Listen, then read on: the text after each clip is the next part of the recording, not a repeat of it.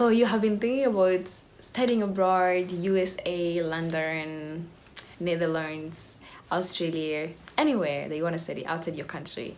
So there is a fundamental step, a necessary step that you have to do after you have had this thought.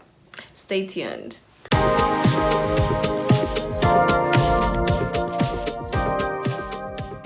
Hello and welcome back to my channel Study Abroad with Anne, where I share information about studying abroad from my own personal experiences and from the experiences of those that I know. Hashtag international students making it, hashtag dreams come true. Yes, you are making it. You are making it. You are coming here, or if you're already here, you're making it. So today I'm going to be talking about this thing that just came into my mind, and it's from actually an experience.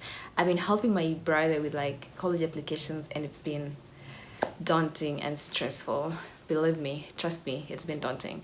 And from that, I've actually learned something that I feel that I should need to share with everybody. So the first step that you need to do after you think about like you want to study abroad, you want to try go study in colleges abroad, either in the US or any other international school, there is a fundamental step that you should consider. You should start early. Preparation is key. But the fundamental step is scores. Yes, scores. And I don't mean like A's, you need to get A's in high school, you need to get A's in everything. No, I just mean having above average good scores in everything that you do. And that is going to help you while, trying to find for funding, because studying in the US is very expensive. For instance, it's over at least 30,000 for cheap schools, for public schools. So you want to be able to get scholarships, and scores play a role into that. Like merit-based scholarship, there's merit-based, there's need-based. So for merit-based scholarship, scores play a key role. So when you think about applying to study abroad, the first thing is scores, and this is your high school scores and also test scores. And these are all the exams that are required before you can apply to school internationally or studying abroad, like ACT, TOEFL, ELT, IBT, all those exams for undergrad. And then you have for masters, you have GRE, you have GMAT for business schools, and then you have MCAT for medical schools, which is a little bit tricky. It's hard to change coming from another country to do medical school here. It's a little bit tricky, but those scores are really key.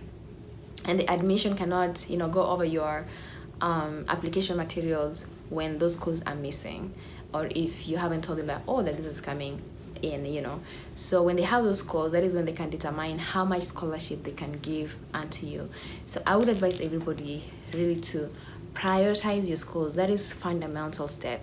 After you think about like coming to the US, start working on these schools really, really, really, really early. I promise you, it would save you a lot. You'll be able to know by the time after you submitted your applications, could be able to tell you like this is how much scholarship you have been qualified for, and that is dependent on your scores. You just get C plus and above in your high school. Like B and above is good. And then for test scores, ensure that you get good grades, and that sets you apart. And also when they're calculating merit-based scholarships, it also plays a factor into that. So this is something that I thought was really key. And for me, I did TOEFL, and if I had this information, I could have done ACT, and this could have been able to could have enabled me to apply to other schools other than Berea, because after I applied to Berea the first time, now I had to wait again because I only applied to one school. So if I did the ACT, once you do the exams, you can use them to apply to multiple schools, and then after that schools, if they accept you, they're able to show you their financial package, what scholarships they're giving you, and then you're able to now have more options and see which one is more affordable and which one, according to your budget and your pocket. So prioritize test scores. Your high school, do well, and then test scores, start practicing early, 1 year before, start revising for ACT. If research the school that you want to go to, or you're thinking of applying, or the schools that you're thinking of applying to, and then see which testings are required. Do they require ACT? Do they require TOEFL? Do they require ELT? Do they require this? And then start studying for that. Maybe 1 year or 2 years, early, start practicing, so by the time you're able to get enough grades and nobody cannot bargain with your grades, how to go to other things. When they see your grade, they're like, oh, this is a smart student, and now they just focus on your essays and other application materials from there on. So yeah, so that is something that is really key, and you can't apply to schools here before doing those exams, so you really have to prioritize them. Thank you, and I hope that you enjoyed this video. Please ensure that you have subscribed, share with your friends, and yeah, let me know if there's anything else that you have concerning this issue, any topic that you'd like me to share and discuss.